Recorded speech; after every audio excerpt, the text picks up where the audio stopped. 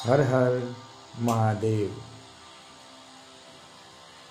દરેક ભારતીય ભાવિ ભક્તજનોને આરકે ગ્રુપ ઓફ કંપનીઝ તરફથી મહાશિવરાત્રિની ખૂબ ખૂબ શુભેચ્છાઓ।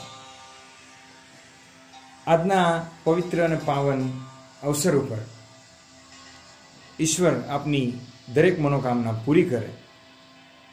આજે દિવસ છે દેવાધિદેવની મહિમા ગાવાનો। આજે દિવસ છે માં ઉમા પાર્વતીને પૂજન કરવાનો। આજનો દિવસ છે હિન્દુ ધર્મના દેવાધિદેવના પર્વનો। મહાશિવરાત્રિની ખૂબ ખૂબ શુભેચ્છાઓ। મિત્રો, આજના દિવસે કે જ્યારે મહાશિવરાત્રિ છે ત્યારે આપણે લોકો શિવનું પૂજન કરીએ છીએ। આજે જાહેર રજા પણ છે, પરંતુ શું આપણને ખ્યાલ છે કે ખરેખર આજના દિવસનું મહત્વ હિન્દુ ધર્મ ગ્રંથોમાં શું લખ્યું છે? ખરેખરું મહાશિવરાત્રિનું પર્વનું મહત્વ શું છે? તો એના જ માટે આ વિડીયો આપ સમક્ષ લાવી રહ્યો છું કે આપણને પણ ખબર પડે કે આપણે જે તહેવારો ઉજવીએ છીએ એની પાછળ ખરેખરું શું તથ્ય સમાયેલું છે। ત્યારે આપણા માટે જાણવું ખૂબ જરૂરી બને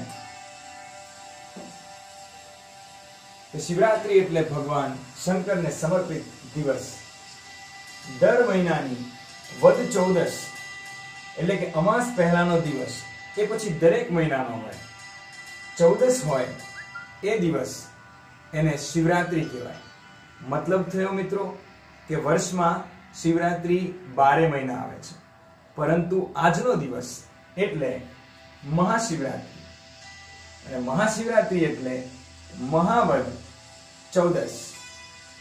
અર્થાત અહીંયા આગળ આપણને ખ્યાલ આવવો જોઈએ કે 14 તો દર મહિને આવે છે, પરંતુ મહાવદની જે 13 અને 14 નો મહિમા છે એ મહિમા એટલે મહાશિવરાત્રિનો ઉત્સવ।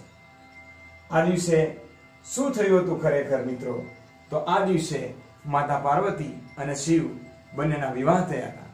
તો આજે છે વેડિંગ એનિવર્સરી આપણા શિવ પાર્વતીની। આ ઉપરાંત મિત્રો આ દિવસે દ્વાપર યુગનો પ્રારંભ થયો હતો। સતયુગનો અંત અને દ્વાપર યુગની શરૂઆત। સતયુગમાં રામ થઈ ગયા અને દ્વાપર યુગમાં કૃષ્ણ થઈ ગયા। આ દિવસનું મહત્વ દ્વાપર યુગની શરૂઆતનો દિવસ પણ છે। આ ઉપરાંત મિત્રો આ પવિત્ર દિવસે મહાશિવરાત્રિના દિવસે પ્રથમ જ્યોતિર્લિંગ એટલે કે સોમનાથ છે એની શિવલિંગનું સ્વયંભૂ ઉદ્ભવ પણ આ દિવસે થયો।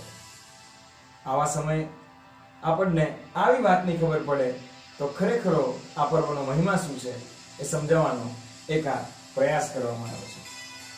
આ ઉપરાંત મિત્રો જ્યોતિર્લિંગ 12 છે। તમને પણ ખ્યાલ છે કે સૌરાષ્ટ્રે સોમનાથમ ચ શ્રીશૈલે મલ્લિકાર્જુનમ ઉજ્જૈન્યા મહાકાલમ ઓમકારમ મલ્લેશ્વરમ। સોમનાથ જ્યોતિર્લિંગ ગુજરાતમાં છે, મલ્લિકાર્જુન જ્યોતિર્લિંગ આંધ્રપ્રદેશમાં છે, મહાકાલેશ્વર ઉજ્જૈન એમપીમાં છે, ઓમકારેશ્વર પણ એમપીમાં છે, પરલ્યામ વૈદ્યનાથમ ચ ડાકિન્યામ ભીમશંકરમ। વૈદ્યનાથ જ્યોતિર્લિંગ ઝારખંડમાં છે, ભીમાશંકર છે તે મહારાષ્ટ્રમાં છે, સેતુ બંધેતુ રામેશમ નાગેશમ દારુકાવને। રામેશ્વરમ જ્યોતિર્લિંગ તામિલનાડુમાં છે અને નાગેશ્વર જ્યોતિર્લિંગ એ દ્વારુકાવન એટલે કે આપણું દ્વારકા ગુજરાતમાં છે। વારાણસ્યાતુ વિશ્વેશમ ત્ર્યંબકમ ગૌતમી તટે। વારાણસી કાશી જે છે યુપીમાં, ત્યાં આગળ કાશી વિશ્વનાથનું જ્યોતિર્લિંગ છે। ત્ર્યંબકેશ્વર નાસિક મહારાષ્ટ્રમાં તેનું જ્યોતિર્લિંગ છે। હિમાલય તુ કેદારમ, હિમાલયમાં કેદાર ધામ છે। કુષ્મેશમ ચ શિવાલય।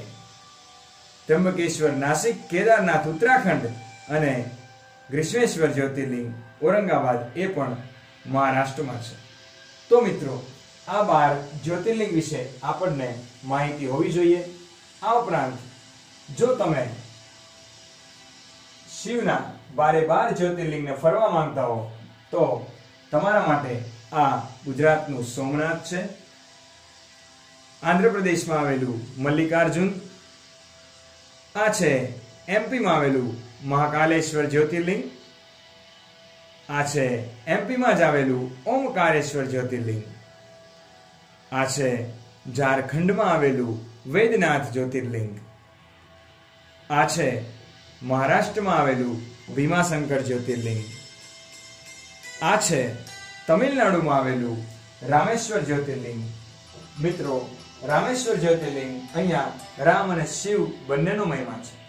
મિત્રો, માનવામાં આવે છે કે શ્રીલંકામાં જ્યારે રામ આપણા માતા સીતાને લેવા જાય છે ત્યારે અહીંયાથી પૂજા કરીને જ ગયા હતા અને અહીંયાથી જ જે બંધ છે એ એમણે બાંધવાની શરૂઆત કરી હતી. ત્યાંની એવી એક માન્યતા છે. આ ઉપરાંત મિત્રો, 8મું જ્યોતિર્લિંગ ગુજરાત નાગેશ્વર જ્યોતિર્લિંગ દારૂકા બને. આપણા ગુજરાતમાં 2 જ્યોતિર્લિંગ છે.